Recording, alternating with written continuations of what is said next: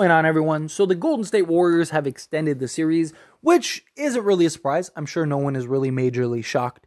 The Golden State Warriors, defending champions, elimination game, backs against the wall in Golden State, where they have been great all season. They showed up. Lakers defense didn't. It was a rough game. We would have liked to see them play better, but nonetheless, Warriors got it done. Same thing we saw in the Memphis series. Now Lakers have an opportunity to go home and close this out in Game 6, which I absolutely believe they will. I have no doubts in my mind that, just like I said in the Memphis series, I have no doubts Lakers will get it done at home. Lakers have been great at home all year. They've won every home game. Now, that doesn't mean the Warriors are just going to lay down and say, oh, okay, we'll give it to the Lakers, or quit midway through the game. Like Memphis, there was a clear sign at the midway point of that game when the Lakers just really started taking off that okay, Memphis has just packed it up, right? The Warriors aren't going to do that. You're not going to be able to take your foot off the gas. I don't expect a 40-point blowout by the Lakers against Golden State. I expect a hard-fought game. Now, I do think the Lakers can and very likely will win by double digits, but I think it's going to be a tight game. Now, the Lakers have shown the ability to beat the Warriors by 30, but again, defending champions back against the wall. Golden State has been a terrible road team all year. The Lakers have been a really good home team, especially in these playoffs. Warriors have struggled in crypto. So I don't expect that trend to change at all. And it makes sense that the Warriors, as bad as they've been all year on the road, would be sent home on the road, right? And their season being over and the end of the dynasty, which I expect. But again, the Warriors, Steph, Clay, Wiggins, and Draymond are about as close to a lock of showing up for that next game. We need LeBron, Reeves, Davis, and D'Lo to match that. We need the Lakers to give that type of output. And Lakers just got to lock in defensively. That was the Lakers' problem this game. They just didn't show up defensively. And I really believe if they showed up and played the level of defense that we know that they could play, I really believe the Lakers would have won this game. But credit the Lakers, credit the Warriors. Tip your cap to them. If you're the Lakers, you take it on the chin. You move on to the next game. Draymond Green had an incredible offensive performance this game. I don't really think that happens. This is one of the better offensive games, period, that he's had in a very long time. So give him credit, tip your cap to him, and move on to the next one. Now, there are concerns with Anthony Davis. Anthony Davis, for those that may not know, suffered a head injury. Got elbowed in what looked to be the temple by Kevon Looney, and there was a lot of panic and a lot of concerns. It looked like maybe the Lakers season was over because Anthony Davis was visibly shaken. There were talks about him kind of just feeling, discombobulated. He was holding his head and his eyes over on the bench, and it looked like, oh no, he just got a concussion. But we did get reports as of right now. They'll still kind of evaluate him, so we may get some more information later on. If there is anything major, I will update you on that. But very likely, it'll be what the reports were when he went in the locker room and got the concussion protocol tests, and those came back negative, that he avoided a concussion. He was able to leave the arena on his own will, which is good. And it was a tough moment, right, for us Laker fans, because it's no way. Not that the Lakers can't beat the Warriors without Anthony Davis. I do believe that they still can, right? I do believe we have enough talent, but it makes things so difficult. It would make things so challenging, and Lakers would have to essentially play a perfect game on top of LeBron James very likely having to be a superhuman and have one of those turn back the clock games, which is easier said than done. So very likely that would have been a disaster. Now, there are questions of how will Anthony Davis look in this next game, right? Just because he avoided a concussion doesn't mean that he's not going to be a little off, right?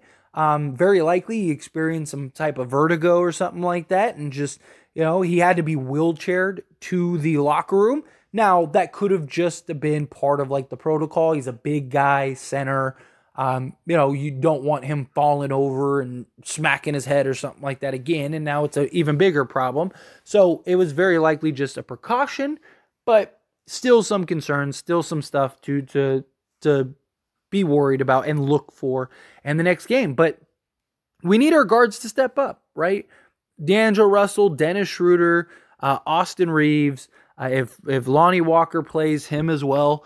D'Lo, he had a solid game, shot 60% from the field, 15 points, 6 of 10 overall, 1 of 2 from 3. But he got in early foul trouble, and it just made it so he wasn't able to have that type of game and that impact that we needed him to have. He's got to do a better job of defending without fouling. Now, I know that there are some questions and some issues about the refs, but we didn't lose this game solely on the refs. The Lakers didn't play their best game. Defense wasn't there. They were getting all kinds of offensive rebounds, and every single one of them, for the most part, not all of them, but like 90% of them led to three-pointers, which it killed us, right? 14 turnovers. We got to protect the ball better. We got to do a better job, and get to the free throw line again, right? No, it's hard to play defense, and I know it seems hard to get to the free throw line when you're not getting the whistle. You got to figure it out. You got to overcome it. You got to remain in attack mode and put the pressure on the refs to get it done. D'Lo was still getting to his spots, operating. Schroeder was getting to his spots and operating. Reeves was getting to his spots. He ended up having 15.7 rebounds, 5 assists. We need him to continue. We need our guards to pick it up. We need our guards to continue to play well. When we beat the Memphis Grizzlies in game 6, our guards stepped up, right? I mean, it was a blowout fashion, but everybody contributed, right? You had Reeves with 11 points. You had D'Lo with 31 points. You had, Rui and everybody just kind of chipping in here and there. We need that, right? Anthony Davis only had to give us 16 points because he only played 30 minutes and only had to take 9 shots because everyone else was going off. Everyone else was going. I mean, D'Lo, that was the game that D'Lo hit, 5 of 9 from 3, I believe. So, again, we need our guard play to pick up. We need Anthony Davis to be Anthony Davis. Again, we got to keep an eye on it. Will this injury kind of make him be a little more timid, maybe not as aggressive as we need him to be? That's something that could definitely be of question. They've allowed these refs, both series, have really allowed the refs to just hammer Anthony Davis. And I get he's the bigger guy, so he doesn't really get the benefit of the doubt. But you gotta give a fair whistle. I'm not saying you have to call every single foul that Anthony Davis gets, but at some point it's like, come on. You see guys like Joel Embiid who, his shadow shows up and refs are blowing the whistle. Like, nobody even touches him, and it's like he's getting fouls. Jokic, same thing. And it's like, but Anthony Davis can't even get a whistle when he's getting pulled to the ground, right? Or, getting just clobbered. But nonetheless, you got to fight through it. You can't use the refs as an excuse. As much as it is easy and at times feels like that's what it is.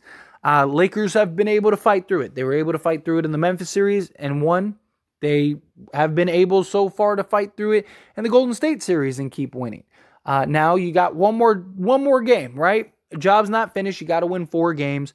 You go close it out in LA, and you do it in front of your fans, get the win, and all will be right in the world. But I believe in these Lakers. I trust in LeBron. I believe in LeBron. Lakers have handled business all the way up to this point. Just like in the Memphis series, I expected the Lakers to get the job done. This series, I expect the same thing. I trust the Lakers to get the job done in Game 6. Do have my concerns about Anthony Davis, but overall, I definitely think that the Lakers bounce back, right? We've been really good at not losing multiple games in a row with LeBron and this roster, and I expect that trend to continue. Lakers have been really good at home. I expect that trend to continue. Warriors have been terrible on the road. I expect that trend to continue. All trends, all signs point to Lakers winning in Game 6.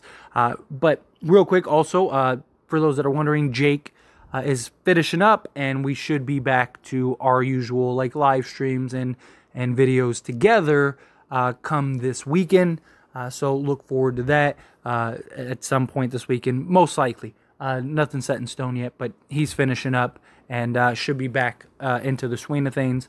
So it won't just be me filling in, but hopefully you enjoyed this video. And let me know your thoughts and opinions. As always, this is a discussion, so I want to hear. Let me know down in the comment section below. Don't forget to like the video, subscribe. Appreciate you.